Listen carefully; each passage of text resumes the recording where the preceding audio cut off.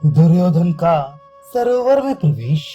संजय कहते हैं, महाराज, तदनंतर शकुनी के अनुचर क्रोध में भर गए और प्राणों का मोह छोड़कर उन्होंने पांडवों को चारों ओर से घेर लिया, किंतु अर्जुन और भीमसेन ने उनकी प्रगति रोक दी। वे लोग शक्ति, रिष्टि और प्रास हाथ में लेकर सहदेव को मार डालने की इच्छा से आगे बढ़ रहे थे, परंतु अर्जुन ने गांडीव के द्वारा उनका संकल्प व्यर्थ कर दिया। उन्होंने भल्ल मारकर उन योद्धाओं की आयुधों सहित भुजाओं तथा मस्तकों को काट डाला और उनके घोड़ों को भी मौत के घाट उतार दिया। इस तरह अपनी सेना का संहार देखकर राजा दुर्योधन को बड़ा क्रोध हुआ। उसने मरने से बचे हुए सब योद्धाओं को एकत्रित किया। उनमें 100 तो रथी थे और बाकी कुछ हाथी सवार, घुड़सवार और पैदल थे। सबके इकट्ठे हो जाने पर दुर्योधन ने उनसे कहा, वीरों, तुम लोग पांडवों को उनके मित्रों सहित मार डालो, साथ ही सेना सहित धृष्टद्युम्न का भी संहार कर डालो। इसके बाद शीघ्र मेरे पास लौट आना। दुर्योधन की आज्ञा शिरोधार्य कर वे रणोन्मत्त वीर पांडवों की ओर दौड़े। उन्हें आते देख पांडव भी बाणों की बौछार करने लगे। कुछ ही क्षणों में वह सेना पांडवों के हाथ से मारी गई। उसे कोई भी बचाने वाला ना मिला।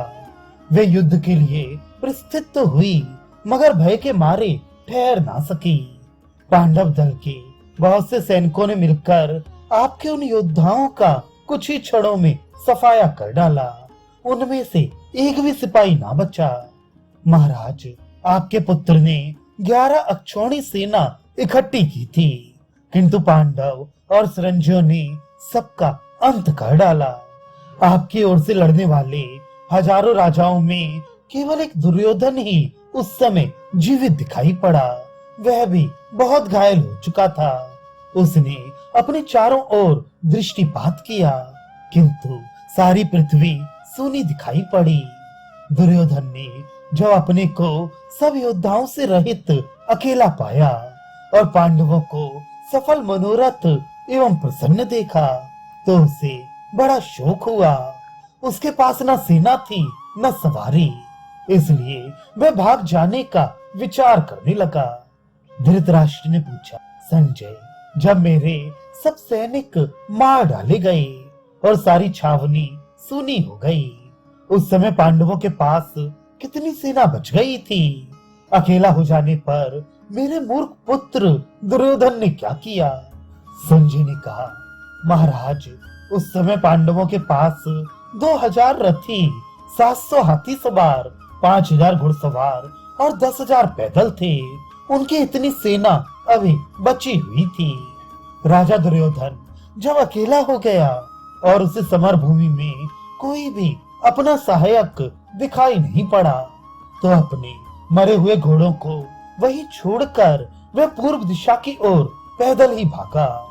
जो एक दिन 11 अक्षौणी सेना का मालिक था, वही दुर्योधन अब गदा लेकर पैदल ही सरोवर की ओर भागा जा रहा था।